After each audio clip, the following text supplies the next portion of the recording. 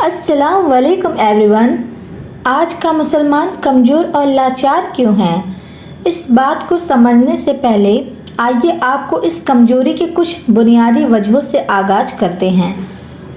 आज हम मुसलमान कुरान में मरने की सहूलियत तो तलाश करते हैं, लेकिन उसी कुरान से जीने का ढंग नहीं सीखना चाहते। काश हमने ज़िंदगी जीने का सलीका, ज़िंदगी जीने का तरीका कुरान से सीख लिया होता तो आज हमारे हालात इतने बदतर ना होते।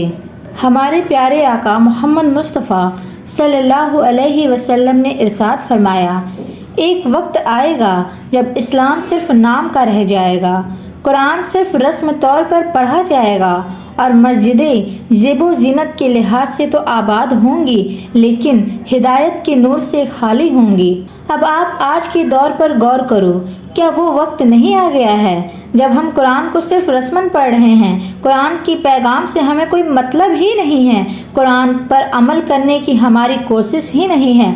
हम अपनी ज़िंदगी जीने के तरीक़ों को कुरान के मुताबिक ढालने की कोशिश ही नहीं करते हैं। जबकि अगर आप, हम और ये मुआशरा वो पुराना मुआशरा हो जाए जिसमें लोग कुरान के पैगाम के मुताबिक अपनी ज़िंदगी गुजारा करते थे, काश ऐसा हो जाए तो हमारी ज़िंदगी से तकलीफ़ें, हमारी परेशानियां, हमारे हालात बदलने में देर न लगेंगी और हमारी ज़िंदगी में भी बहारें आ जाएंगी। ये ज़िंदगी के सारे दुख, सारी परेशानियां सिर्फ इसलिए हैं क्योंकि हम कुरान से हटे हुए हैं और हमने कुरान को सिर्फ बतौर रस्म अपनाया हुआ है। हम कुरान को रस्मन पढ़ रहे हैं, वरना कुरान तो मुर्दा दिलों में ज़िंदगी फूंकने वाला है।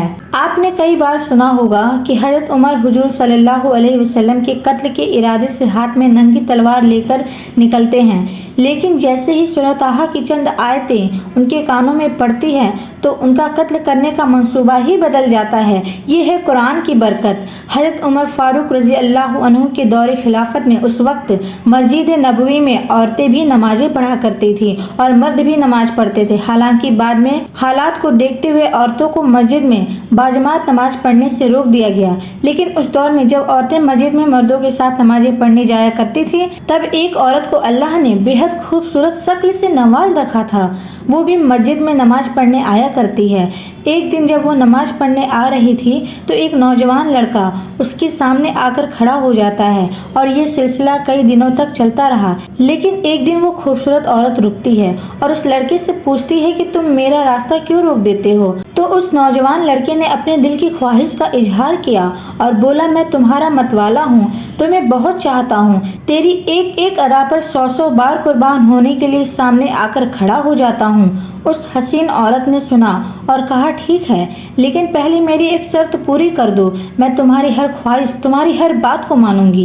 लड़के ने कहा, कहो, मैं तुम्हारी सारी शर्तें मानने को तैयार हूँ, मैं तेरे लिए आसमान से तारे भी तोड़ लाऊंगा।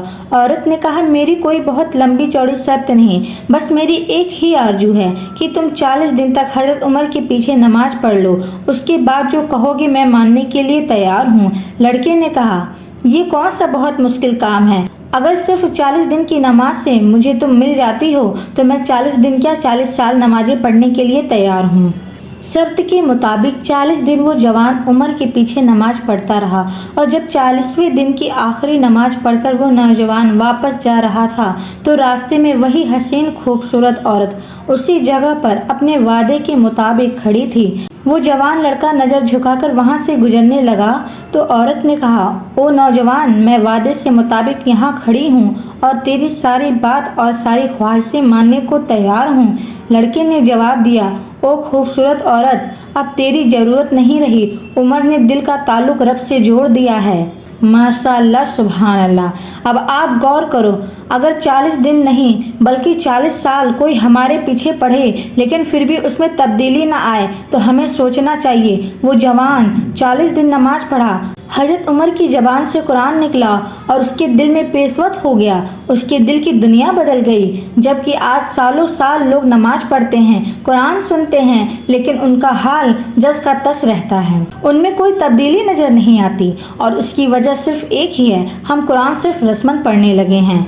आज मुसलमानों के आजमाइश के मरहले तावील होते चले जा रहे हैं। उसका एक सबब यह है कि उम्मत के रहनुमा वो दर्द की दौलत से खाली हैं।